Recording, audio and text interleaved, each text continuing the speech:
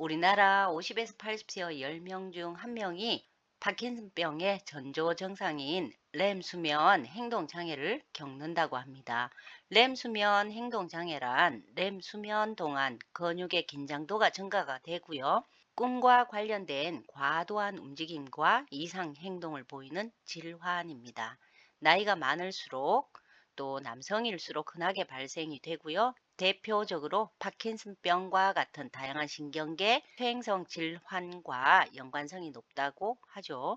렘 수면 행동 장애는 노인성 잠꼬대라고도 부르는데요. 꿈에서 하는 말이나 행동을 직접적으로 옮기는 수면 질환입니다.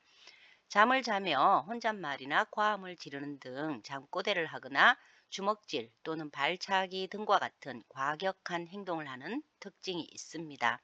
심한 경우에는 목류병 증상처럼 걸어 다니거나 무의식 상태에서 움직이고요. 위험한 행동을 할 수도 있기 때문에 반드시 치료가 필요한 수면 질환으로 알려져 있습니다.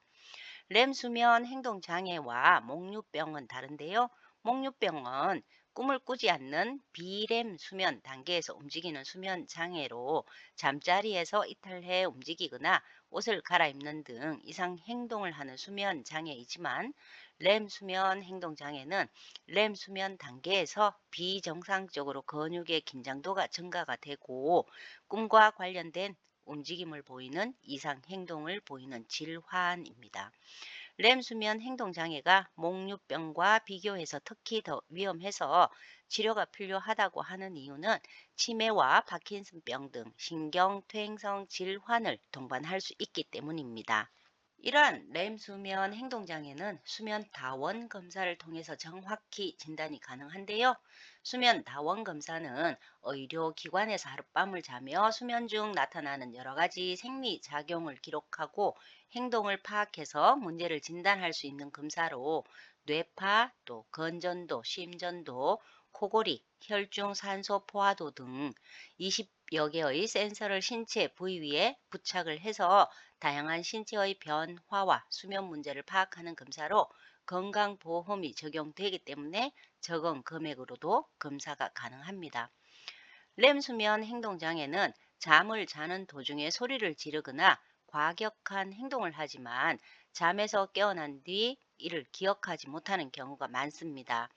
렘 수면 행동 장애는 피곤하거나 스트레스를 많이 받는 등 컨디션이 나쁠 때 증상이 더욱 심해지는 편인데요. 이 외에도 우울증, 약물의 부작용, 또 기면증 증상 등 개인에 따라 발생 원인이 다를 수 있고요. 수면 무호흡증이라든가 음주, 수면 부족, 갑상선 기능 항진증 등의 질환으로 인해서 증상이 악화되기도 한다고 알려져 있습니다. 렘 수면 상태에서 격렬한 신체의 움직임이나 소리 지르기, 꿈의 재현, 악몽, 수면 중 부상 등 렘 수면 행동장애 증상이 있다면 수면 다원 검사를 통해서 진단이 가능하고요. 간단한 약물 치료를 통해서 증상을 호전시킬 수 있기 때문에 파킨슨병과 같은 신경계 퇴행성 질환에 이르기 전에 치료를 하시는 것이 좋습니다. 렘 수면 행동장애 환자는 누군가와 대결을 벌이거나 공격을 받고 쫓기는 등의 불쾌하고 폭력적인 내용의 꿈을 꾸면서 꿈의 내용을 행동화해서 침대에서 떨어져 다치거나 함께 잠을 자는 파트너를 공격하여 다치게 할 수도 있는 등 멍이나 찰과상에서부터 드물게 골절 그리고 뇌출혈까지 일어나고 있다고 보고되었고요. 전체 환자의 79에서 96%가 경험하는 것으로 알려져 있습니다.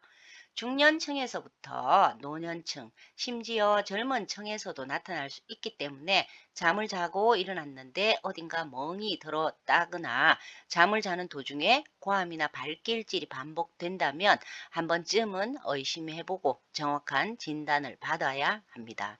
렘 수면 행동 장애가 무서운 것은 뇌의 퇴행과 관련되기 때문이라고 캐나다에서 진행된 대규모 연구 결과에서 밝혀졌는데요. 램 수면 행동장애 환자의 약 50에서 80% 정도가 10년 이내에 파킨슨병이나 루이소체 치매 등 신경퇴행성 질환에 걸릴 위험이 높은 것으로 밝혀졌습니다. 우리나라의 경우 한 연구에 따르면 램 수면 행동장애 환자의 절반 이상이 14년 이내에 치매, 파킨슨병과 같은 신경퇴행성 질환에 걸렸다고 보고하고 있고요.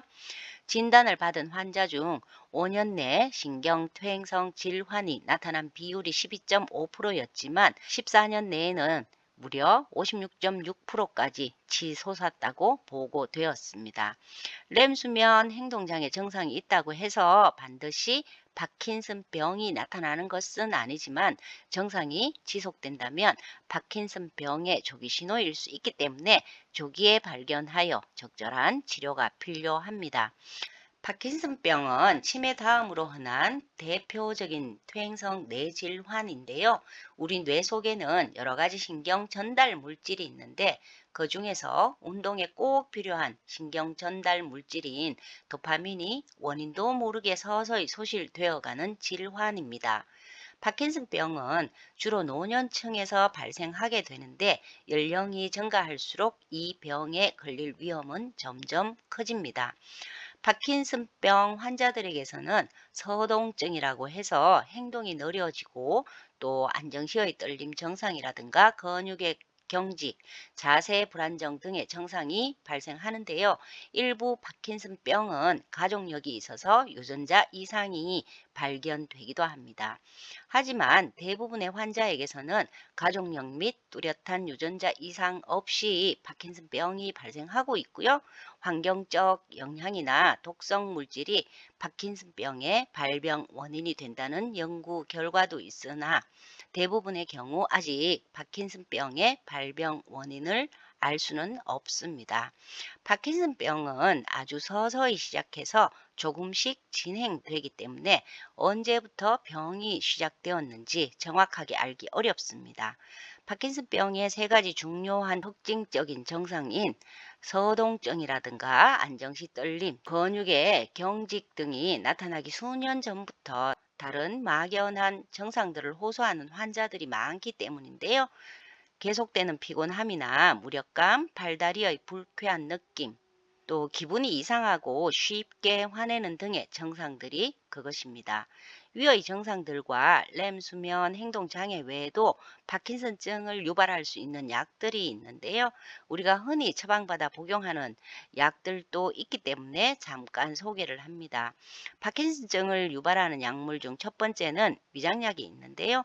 구역질과 구토를 억제하는 약물인 메토클로프라마이드, 복부 팽만감이나 구역질, 트림, 속쓰림 등의 기능성 소화불량 증상을 완화시키는 레보설피라이드, 위장 운동을 촉진하는 클레보프라이드 등의 위장약과 항우울제, 항정신병 약물인 할로페리돌, 리튬, 페노사이아진, 리스페리돈, 올란자핀 등의 정신과 약물, 또 편두통이나 전정계의 기능성 장애에 의한 어지러움증 치료에 사용하는 플루나리진과 역시 전정계의 기능성 장애로 인한 어지러움에 사용하는 마이그리진정이라고 하는 신나리진 등의 편두통과 어지럼증 약물, 그리고 인지장애, 체중 변화 등의 부작용이 최고 31%까지 보고되고 있는 발포레이트, 오심, 구토, 소화불량, 발진, 어지러움, 간독성과 졸음 등의 부작용이 보고된 발포릭 애시드 등의 두통약, 항경련제, 마지막으로 허혈성 심장에 대한 보호작용을 해서 협심증을 치료하는 트리메타지딘 등이 파킨슨증을 유발하는 약물로 알려져 있습니다. 내가 복용하고 있는 약 중에 위장약이라든가 또 편두통, 어지럼증 약물, 그리고 정신과적인 약물이나 협심증 약을 복용하는 과정에 파킨슨증과 유사한 증상, 즉 서동이나 안정시 손떨림, 근육 경직 등의 증상이 나타난다면 2차성 파킨슨증인 약물 유발성 파킨슨증일 수 있기 때문에 전문의의 상담이 필요합니다.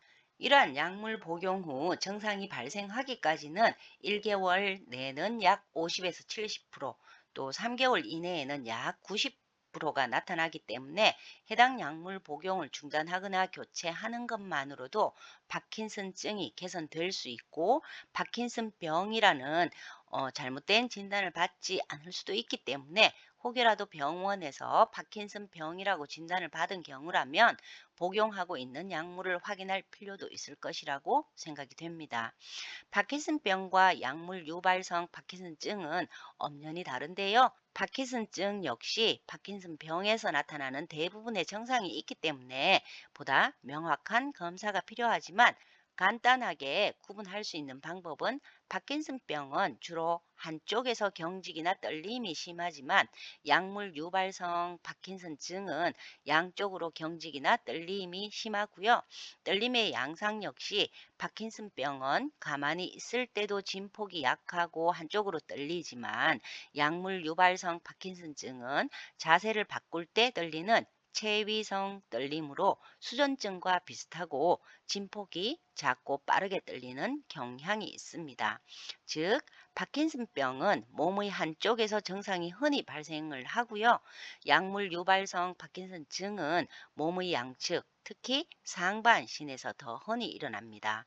떨림의 양상도 조금씩 차이가 있다는 점을 안다면 약물 중단을 통해서 확인이 가능하고요. 만약 약 중단을 했어도 호전이 되지 않는다면 일정 부분 진행된 초기 파킨슨병 환자일 수도 있기 때문에 도파민 기능이 얼마나 떨어져 있는지 병원을 방문하여 꼭 확인하고 치료해야겠습니다. 감사합니다. 스케치 TV였습니다.